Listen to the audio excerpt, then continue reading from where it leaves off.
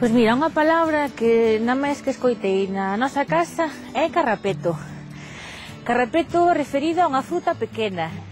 Que cando era pequeno que se dicía moito mollo para a comida. Casato, que significa bastón. Tixela, por exemplo, que agora case todo o mundo lle chama sartén. Eu prefiro dizer tixela. Pois hai palabras que cando as pronuncias que parece que enches a boca, como que sei, a xouxere ou arouxo ou non sei, hai moitas palabras. Hai moitas, pero eu creo que quedaría con bico. Non sei, gustame dar bicos, recibir bicos. A palabra máis bonita para min do galego é alizarces. Para min unha das que máis significa é raiola, porque polo significado que ten da luz despois da tormenta, despois dunha chuvia, pois que como dicimos nós, no, de nunca chove que non escampara. Bonitas son todas, depende se se din ben e co xeito que se digan, pero bonitas. Sábeme a alguén, unha persona moi riquiña, con moito cariño, é unha expresión moi melosa. A cariño, a proximidade. Pois supoño que a doce, non? A entrañable é unha palabra miña filliña, non? Depende como o digan, porque se che din, por exemplo, ai, ven aquí, filliña, así con dozura, pois soa moi ben. Pero se che din, por exemplo, ai, moi ben, filliña, así con sorna, pois xa sabe distinto. Como eso, onde eu son, unha persoa que queira chamar a outra persoa máis nova, dille amiga ou amiguiña. E se é moi da beira, dille miña amiga ou miña amiguiña. Pase que eu creo que filliña está un pouco usado demais. Moitos galegos falan castelán din non dou feito ou non dou hecho, estas cousas así. Sobre todo ou con nomes, por exemplo, de árbores ou animais, con peixes. Sempre hai cousas nosas con que nos expresamos, sí que para nós son máis expresivas ou iso, que supoño que tentamos traducir ou adaptar ao castelán, inda que non sexa castelán correcto, claro. Como ben sabedes, hai galegos en todos lados, entón hai oportunidades de falar galego en calquer sitio do mundo. Teño falado galego pois en Polonia, Alemanha, en todos lados.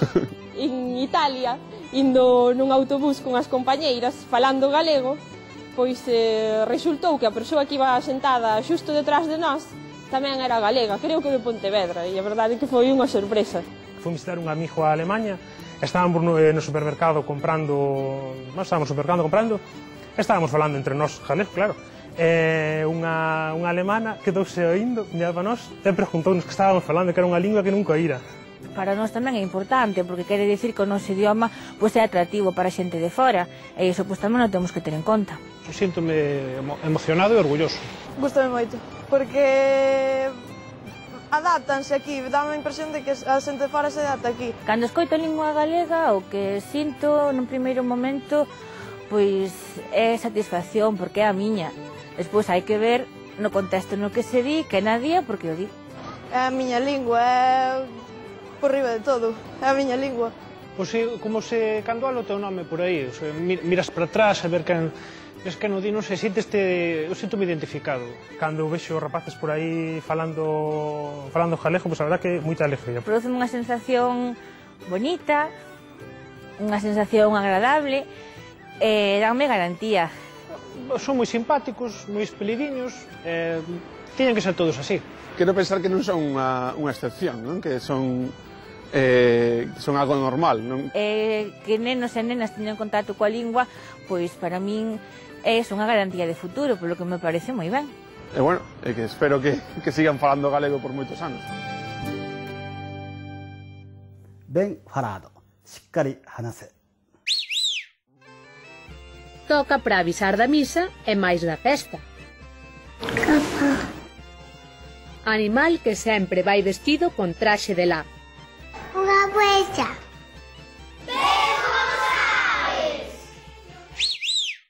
Hoxe chegamos ao final da segunda xeira do Ben Falado. Levamos 480 capítulos xuntos, que é algo así como 30 horas falando de lingua galega. A nosa gratitude vai a cantos participaron no Ben Falado, grandes e pequenos, homes e mulleres, do mar, da montaña ou da cidade. Graciñas tamén a cantos o utilizan nas aulas, a cantos nos ven a cotío e a cantos o puxeron nos seus blogs. A lingua galega é un mecanismo inmaterial que permite que nós transmitamos o que pensamos e o que sentimos. pero tamén é algo que nos identifica no mundo como galegos, porque entre todas as linguas do mundo é a única que naceu aquí. A lingua galega ten historia, porque vostedes viron como xa se escribía hai case 800 anos. A lingua galega ten futuro, porque vostedes viron os meniños do Ves Como Sabes e viron ciencia e tecnoloxía en galego. A lingua galega ten proxección internacional, porque a manteñen no ámbito familiar os emigrantes galegos e porque aprenderon moitos universitarios dende Rusia e Indonesia e dende Inglaterra ao Xapón. Entre todas as linguas do mundo, as 5.000, o galego está case sempre no posto 50 ou aínda algo máis arriba. E saben por qué? Porque vostedes a falan. Iso é o fundamental. Así que sigan falando galego no ámbito familiar, no ámbito profesional.